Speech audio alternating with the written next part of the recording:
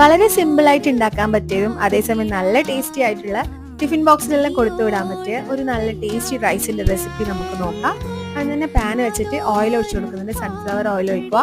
പട്ട, ഗ്രാമ്പു, ഏലക്കായ, കുറച്ച് പെരിഞ്ചീരകം ഇട്ട് കൊടുക്കുന്നുണ്ട്. പിന്നെ ഇതാ സവാള നീളത്തിൽ കട്ട് ചെയ്തിട്ട് അതും പിന്നെ പച്ചമുളക് ഇട്ടിട്ട് ഒന്ന് വഴണ്ടി വരുന്ന സമയത്ത് അതിന് മുന്നേ തന്നെ കാഷ്യൂ ഉണ്ടെങ്കിൽ അതും ചേർത്ത് കൊടുക്കാം. നമുക്ക് കടലയെല്ലാം ഇല്ലേ അതെല്ലാം ഇതിൽ മിക്സ് ചെയ്ത് കൊടുത്താൽ നല്ല ടേസ്റ്റ് ഉണ്ടാവും.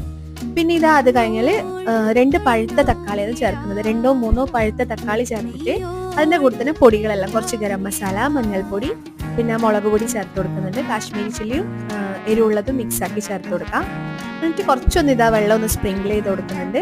അതിനുശേഷം നല്ലോണം ഒന്ന് തക്കാളിയിൽ ഉടഞ്ഞു വന്നതിന് ശേഷം നമ്മളിതാ ഉണ്ടാക്കി വെച്ചപ്പോൾ എൻ്റെ അടുക്ക നെയ്ച്ചോറ് ഉണ്ടാക്കിയിട്ടുണ്ടായിരുന്നു. അപ്പം അതുകൊണ്ട് ഇനിയും നല്ല ടേസ്റ്റ് ഉണ്ടാവും. അല്ലെ നോർമൽ ആയിട്ടുള്ള നമ്മൾ ഏത് റൈസ് വേണ്ടിയിട്ടും എടുക്കാം, നല്ല ടേസ്റ്റ് ആയിരിക്കും. കുറച്ച് നെയ്യ് ഇട്ട് കൊടുത്താൽ മതി ഫൈനലായിട്ട്.